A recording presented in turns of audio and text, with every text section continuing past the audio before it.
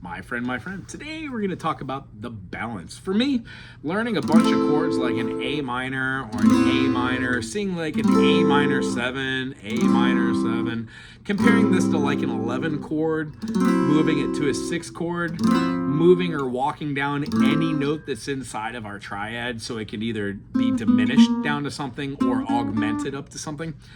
Don't really think about these in real time, but it is what I have practiced in the past. Now, the balance to that is it allows me the opportunity when playing with others to know, am I playing a rhythm too fast or too loud? Am I utilizing the chords and the progression? So if we're in the key of, let's say, G, and we're playing a 1, 5, 2, what chord feels good right after there? Maybe throwing a real quick E minor in there, the relative minor of the G.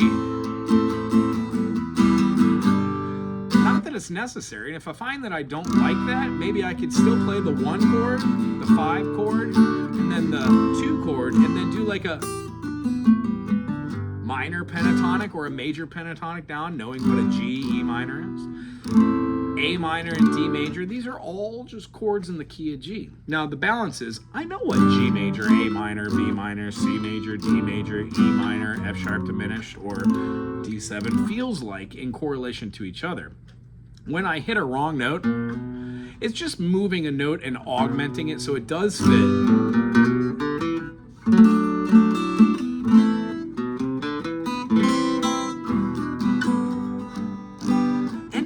Of chords can be played that aren't part of that chord progression, and that just leads the doorways to open up and have new experiences. Some of the things that I think, though, is there a balance to whatever I'm doing in real time? As far as thinking about what I'm doing while playing, that's about it. Am I following the 4 normal rules? 1, am I too loud? Am I playing on 11, or am I well balanced to hear what's going on around me? 2, is whatever I'm doing on any particular instrument balanced out with whatever every other instrument is doing? Meaning, if the drums are over there doing 1, 2, 3, 4, 1, 2, 3, 4, boom, boom, doom, doom, ta, ta, ta, ta, ta, ta, and I'm on guitar over here going, that feels a little too busy for a rhythm that could be described as half of that, or a third of that,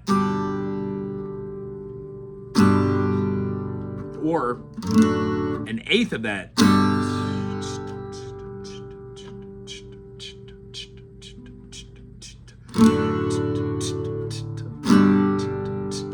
So being able to know what rhythm structures to do on any given instrument, and then not to be too busy. You know, we can still do.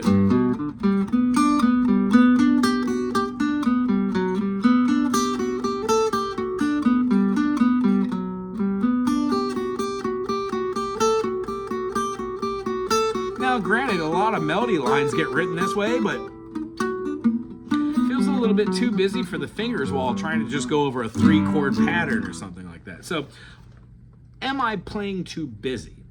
Am I stepping on any toes? Like, I generally try not to play over anybody's toes, but the idea is if I'm playing a groove over a 3-chord system, like a G, C, and an A minor maybe, am I stepping on the bass player's toes that's just like...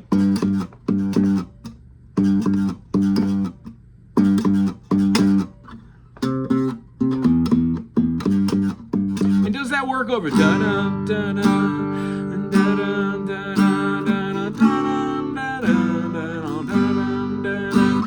would I be able to comp off of that?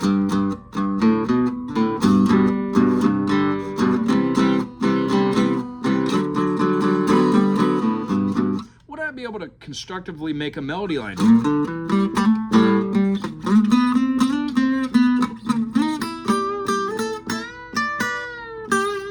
Or am I relying too much on musical theory to get from one place to another, rather than letting it amalgamate and have a balance between things that we learn and practice, and then stuff that naturally comes out while just trying to fulfill improvisation or to understand notes as they happen in real time? There kinda, at least for me, is a real difference between knowing do, re, mi, fa, sol, la, ti, do, and then being able to play like do, with half-tone interventions, like our augmenting of our C, so we could go up through our C into our D. Well, there is no C sharp or D flat in the key of C, but moving through that flat 2 gives me the ability to move like, and gives a feeling that's different because the dissonance that is created between C sharp and C has a minor second. But at no point am I thinking, oh, play a minor second here. Oh, play this movement. It's more loosey-goosey and free-flowing, and I understand that while playing, I'm going to hit wrong notes. The idea is, how do I turn those wrong notes into doorways to new creative fun things? And not to be too analytical, or I might miss the point of just enjoying music while playing it. So a lot of the things that I try to do is take deep breaths, view what all the people or the instruments around me are doing, and then how do I comp off that and play something which isn't too busy, that's not overwhelmingly complicated, that's not stepping on anybody's toes or making the melody complicated to hear. Am I putting too much effort into understanding what's going on in the progression or the cadence or the idea? And is there a rhyme or reason? Does this make me happy? The people listening to it, are they achieving something? The whole goal in my mind is to play, to enjoy, to have fun. So are you having fun with what you're playing? Are you trying to overdo it? What is your balance, and how to find that balance? The push and pull of chords naturally happen within our 7-note structures. We're going to want to have the 1 be our foundation. We're going to want to move everything away from that 1 chord towards the 5 or the 4, and then somehow get back to it. And knowing that in a key signature like G major, having a G, A, B, C, D, E, F sharp, and then G again, the G has a relative minor. It's in the key. The 4 chord, the subdominant, has a relative minor. It's the 2 chord. And then our 5 chord, which all the music kind of want to go to, plagal, that D major has a relative minor of B minor. So the only chord that's really outside the pocket of these 7 is the diminished, the one that has the flat 3 and flat 5 building a lot of tension. And believe it or not, our F sharp diminished feels a whole heck of a lot like our 5 chord played as a dominant. Now, this is musical theory foundation of understanding what a secondary dominant is or a 7 chord, but you don't need to know this to have fun. So one of the things that I made this video for is to understand everybody's on their own musical journey.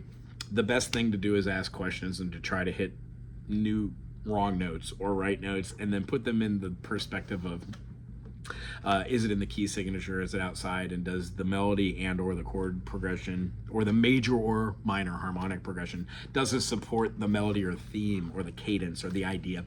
If it does, shoot for it. If not, try to rearrange it and tweak it ever so often. And as a result of doing music analyzation, playing with backing tracks, playing in a band, maybe if you're at that level, start teaching a little bit, stay in your lane. You know, if you know what an A minor is, teach the A minor. If you know what an A minor 6 is, teach the A minor 6. Don't go too far outside of your ability level, and what you'll notice is being able to do stuff like even arpeggios or pentatonics and understanding how to relate that to somebody, it really takes the edge off of knowing what that fundamental theory is. And then the next stage is exploration, hitting wrong notes, opening up new doorways to new concepts, chord analyzation, music analyzation. Then finally, which I don't know about others, but for me, the goal has always been, what's going on? And how do I take all this wealth of information and still learn and not make it stagnant and boring or too analytical or too hard? And how to take that and create something which you can call yours, your own voicing, your own tone, your own feeling for chords. And what I've established in my own musical blah, blah, blah, is there is a fine balance to not taking myself too seriously and then taking myself seriously enough that I could sit down and practice for 5, 10, 20 minutes, maybe even up to 2 or 3 hours constructively.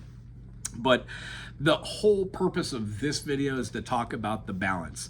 The balance in playing is tuning off or turning off the brain and just being in the moment, utilizing the things that you've practiced over a given progression, and, you know, sometimes trying new concepts like playing outside of your diatonic 7, playing atonally where there really is no center for any of the keys. It allows you to just open up your fingers and your fretboards and enjoy. So I guess that's it for this video. The balance is doing the practicing, playing, doing things with groups, backing charts, writing out melodies, and then the application of that is not thinking about the countless thousand hours you've done on these things, but just letting that freely come out and then shine while you're playing and having fun, no matter what that is. If you are enjoying music as it's happening in real time, that really is the balance. Finding those chords or notes or tones or phrases or melodies or rhythms that are shareable, that are receivable, and they're expandable. Right on. If you enjoyed this video, thumbs up, put something cool in the comment section, and we'll see you soon. Aloha.